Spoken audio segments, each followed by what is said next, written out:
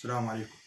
المحاضرة السابقة حكينا عن الميتابوليزم وعرفنا شنو معنى الميتابوليزم، قلنا هو الميكانيزم by which drug action is terminated وبعدها راح يصير به excretion، وعرفنا شنو الامبورتنس مالته. حكينا بعدها على الباثوي اوف ميتابوليزم، قلنا انه عندنا تو فيسز فور ميتابوليزم. الفيس الاول اللي هو الفانكشناليزيشن اللي يتضمن introduction of polar group like OH, NH2, carboxyl other group into the xenobiotic اللي هي قلنا عليها اما drug او foreign substance. هاي الامبورتنس مال الجروب اللي ندخلها حتى نزيد البولاريتي، وبنفس الوقت تسمح لنا انه تدخل بالفيس 2 من الميتابوليزم اللي هو الكونجيجيشن. فيس 2 اللي هو الكونجيجيشن واللي يتضمن attachment of small polar ionizable and endogenous substance into the product of phase 1 phase 1 metabolism. يعني راح ناخذ الدراج او الزينوبايوتيك ترتبط بها functional group، بعدها هاي الفانكشنال جروب راح ترتبط بالجلوكورونيك اسيد، بالسلفيت، بالامينو اسيد اللي هي تكون بولار، راح يزيد البولاريتي فتشتغل كدرايفنج موليكيول، راح تاخذ الدراج والزينوبايوتيك الى الكدني ويصير بها اكسكريشن. وقلنا انه يعتبر كديتوكسيفيكيشن بروسيس، يعني راح يزيد التوكسيسيتي. واكو اكسبشنز من عندها انه بعض الكومباوند تكون نون توكسيك اصلا، من يصير بها ميتابوليزم تتحول الى توكسيك. بعض الاحيان تكون الماده هي اصلا نون اكتيف فتحتاج الميتابوليزم حتى تصير اكتيف، وعرفنا انه هذا هو ما يصطلح عليه بالبرودراج. وبعض الكومباوند تكون اصلا اكتيف ومن يصير بها ميتابوليزم الميتابولايت مالتها ايضا راح تكون اكتيف. حكينا بعدها على السايت اوف دراج ميتابوليزم، يعني وين يصير. اهم شيء قلنا راح يصير عندنا بالليفر، يعني خاصه الاورال دراج راح يصير تمر عن طريق الليفر، يصير بها كونجيجيشن، بعدها راح يصير بها اكسكريشن عن طريق يعني عن طريق الجي اي تي والستول وغيرها. وحكينا عن مصطلح يسمونه الفيرست باس ميتابوليزم، هذا يتعلق بالاورال دراج. فيرست باس ميتابوليزم يعني دراج عن طريق الاورال راح يمر للجي اي تي دائما، فاثناء الجي اي تي يصير به ميتابوليزم. فبعض الدراج تكون بها اكستنسفلي ميتابولايزد، يعني يصير بها ميتابوليزم بنسبه عاليه، وبعضها لا. اللي يكون بها اكستنسيف ميتابوليزم فنحتاج شو نسوي؟ نغير الروت اوف ادمنستريشن، وقلنا اكزامبل عليه ليدوكاين، جليسرول تايوناتريت او غيرها. وعرفنا مصطلح الفيرست باس ميتابوليزم. السايد الثاني المهم اللي حكينا عنه اللي هو الجي اي تي او الجاستروانتستينال ميوكوزا، قلنا بها استريز، لايبيز، بيتا جلوكورونايديز انزيم. حكينا على شيء مهم اللي هو البيتا جلوكورونايديز انزيم، وعلى مصطلح يسمونه الانتيرو هيباتيك سيركيليشن اللي مختصره انه الدراج عن طريق الجي اي تي راح يمر بالليفر، بعد ما يروح للليفر يصير به كونجيجيشن ويا الجلوكورونيك اسيد، وعن طريق البايل سولت ينفرز وين؟ بالجي اي تي. فبسبب وجود البيتا جلوكورونايديز انزيم هذا الكونجيجيت بين الدراج والجلوكورونيك اسيد راح يصير به ديستركشن، فيرجع ريليز مالت الدراج مره ثانيه من الجي اي تي راح للليفر، بعدين يرجع مره ثانيه للجي اي تي، وايضا يرجع وين؟ عن طريق البورتال سيركيوليشن للليفر. فراح يصير عندنا فد سايكل فيسمونها هاي الانتيرو هيباتيك سيركيوليشن، وهاي لها فد تاثير مهم بعض الادراج بعض يعني ممكن يزيد الهاف لايف مالته. مثل ما ذكرنا انه قلنا كتذكير للفيس 1 راح يكون ب اوكسيديتيف بايو ترانسفورميشن، ريدكتيف وهيدروليتيك بايو ترانسفورميشن. هذا ما يتعلق بالمحاضره السابقه. اليوم راح ندخل على موضوع ثاني اللي هو الرول اوف سيتوكروم P450 مونو اوكسجينيز انزيم. يعني عندنا انزيم موجود بالليفر موجود other site in the body يكون very important for metabolism، اللي هو يعتبر الموست common metabolizing enzyme اللي هو cytochrome P450، اللي هو عبارة عن large family of enzyme responsible for metabolism of drug and xenobiotic. طبعا هو شيء يضمن يحول لي يعني الزينوبايوتيك انتو الى مور بولار جروب، يعني يدخل لي بالمحصله يدخل اكسجين جروب. يعني اذا كان عندي ار اتش يتحول الى ار او اتش. يحتاج شنو هذا الانزيم؟ يحتاج الريديوسينج ايجنت اللي هو الان اي دي بي اتش، ويحتاج موليكولار اكسجين. اذا نريد نرسم فد معادله بسيطه نبين، نفترض انه هذا السبستريت شو يحتاج الريديوسينج ايجنت ان اي دي بي اتش زائد موليكولار اكسجين زائد الهيدروجين، فايش راح يعطينا؟ يعطيني ال ROH زائد ال NADP بلس زائد H2O. فايش يحتاج؟ يحتاج المولكيولر أكسجين، يحتاج الريديوزنج ايجنت اللي هو ال NADPH، محتاج الهيدروجين حتى يصير عندي شنو؟ هذا اللي هو البرودكت أو خلينا نقول oxidized form of the xenobiotic. طبعا السيتوكروم اذا نجي على التقسيم المختصر مالته رمزوله CYP 450، هذا الجروب فاميلي. طبعا بي هذا هذا جنرال فاميلي، بي ديفرنت سبستريت، كل واحد له في التسميه معينه. فاذا نريد نجي على التسميه مالته نقسمها، عاده يتكون الاسم مالته من 4 كومبوننت او 4 بارت حتى نسمي الدرج. الاكزامبل عليهم مثلا اذا نريد نسمي مثلا CYP مثلا 1A2 مثلا. فاول شيء شنو عندنا؟ الكومبوننت الاول اللي هو CYP، هاي ترمز الى انه السيتوكروم انزيم، يعني هاي تدل على عندي انا شو عندي سيتوكروم. زين، بعدها ايش راح يجي القسم الثاني اللي هو Arabic number، اللي هو هذا. هاي Arabic number ايش يرمز الى الفاميلي اوف ذا انزيم، يعني طبعا ما قلنا انه different families بي، فالارابيك نمبر يرمز على الفاميلي.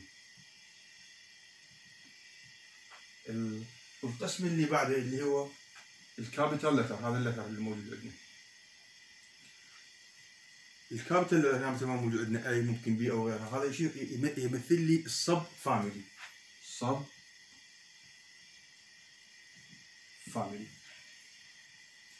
القسم الاخير من عنده اللي هو الارابيك سكند ارابيك نمبر ثاني، عندنا السكند ارابيك نمبر اللي هنا شو يمثل لي؟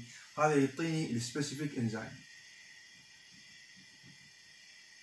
يعني ممكن يكون عندي سيتوكروم الفاميلي مالته 1 والسب فاميلي اي، هاي السب فاميلي بيها ممبرز، فكل واحد راح نعطيه رقم، فهذا فيعطيني في السبيسيفيك انزيم. فتشوف الاسم مالته تكون سيتوكروم يرمز لل CYP للسيتوكروم، ارابيك نمبر الاول يعطيني الفاميلي، واللت كابيتال لتر راح يكون يمثل لي السب فاميلي، والرقم الاخير اللي هو يمثل السبيسيفيك انزيم.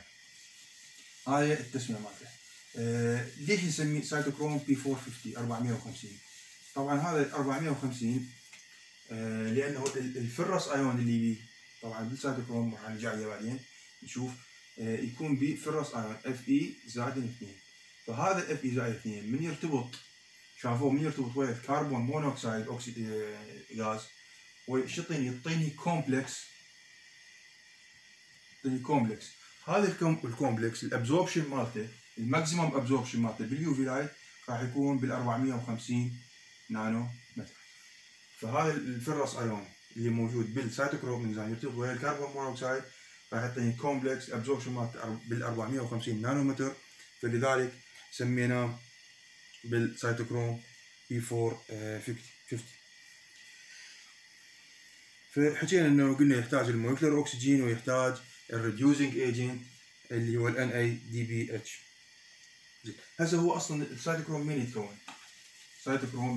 يتكون سيتوكروم من 2 مين بارتس. السيتوكروم هو بالبدايه هو عباره عن هيم بروتين، يعني شنو؟ بروتين بي ايرون، فهيمو بروتين مثل ما موجود بالهيموغلوبين، بي فرس ايون وبي يعني جروب يسمونها البروتوبورفرين اضافه الى البروتين. فيتكون من، هو قلنا عليه هيمو بروتين يتكون من يعني من فرس ايون Fe زائد موجود عليه شو داير ما دايره موجود يسمونه البروتوبورفرين اللي هو نفسه الموجود بالهيموغلوبين، يعني هذا يسمونه الهيم بورشن. فرس ايون Fe زائد 2 داير ما دايره 5 أو 4 سايكلز، كلها عباره عن 5 ممبر، موجود طبعا عندكم بالمحاضره هذا. فهذا يكون من عندي الهيم بورشن، يعني فرس ايون زائد هذا الجروب كله شو نسميه؟ نسميه البروتوبورفرين، يعني ايون اسوي شيء الهيم يتكون من Fe زائد 2 ويتكون من الجزء الثاني يسمونه البروتوبورفرين. هذا الهيم بورشن، هذا القسم الاول. القسم الثاني يتكون من عندي شنو؟ يتكون من عندي بروتين اللي يسمونه من نوع الابو بروتين، اللي هو البروتين ابو بروتين. هذا يكون عندي شنو؟ يعني تشين من البروتين دار ما داير الهيم بورشن، يعني شبه الهيموجلوبين. مثل ما تكون عندي الهيم بورشن زائدا الجلوبولين بروتين، فهنا تقريبا يكون مشابه للهيموجلوبين. بهيم بورشن يتكون من الفراس زائدا البروتوبورفرين دار ما دايره، ومرتبط به القسم الثاني اللي هو البروتين اللي نسميه ابو بروتين. هذا ما يتعلق بالكومبوننت مالت السيتوكروم انزيم. زين هسه نيجي شو راح يشتغل هذا السيتوكروم؟ شنو شغلته هسه؟ انه يدخل لي اكسجين للسبستريت اللي هو الزينوبايديك، فيعطيني الفانكشنال جروب اللي فهذا يتضمن اكثر من خطوه، راح نشرحها ونرسم وحده وحده. فاذا نفترض انه السيتوكروم نرمز له سي واي بي 450، طبعا هذا شو يبي؟ بي اف اي زائدا 2. هسه هذا هو السيتوكروم. اول خطوه ايش راح يصير عندنا؟ اول خطوه راح يصير عندي البايندينج او الاتاتشمنت او الكونجيجيشن بين السبستريت اللي هو الزينوبايتيك الار اتش ويا من؟ ويا السيتوكروم بي 450 بحاله الاف اي زائد 2. فايش راح يطلع عندي؟ راح يطلع عندي كومبلكس اللي هو سي واي بي 450، بس هنا شنو عندي؟ ار اتش. طبعا هاي شنو؟ اف اي زائد 2. هنا هاي اول خطوه. الخطوه الثانيه اللي بعدها ايش راح يصير عندنا؟ احنا قلنا نحتاج الريديوسنج ايجنت اللي هو ال NADPH. ال NADPH راح يجي لي عندي الكترون NADPH. هذا شو يعطيني؟ يعطيني الكترون وراح يدخل هنا. فايش يصير عندنا؟ الالكترون راح يتحول الفرس ايون الى فريك ايون. يتكون عندي هذا الكومبلكس سي واي بي 450، هنا الار اتش نفسها، بس هنا شنو يكون عندي؟ الفرس على شكل 3. بعدها هنا ايش راح يصير عندنا الخطوه اللي بعدها؟ هنا ايش راح يصير عندنا؟ الخطوه الاولى قلنا يرتبط الاتاتشمنت وياه، بعدها راح يجيني الكترون من ال NADPH يعطيني هذا اف اي زائد 3.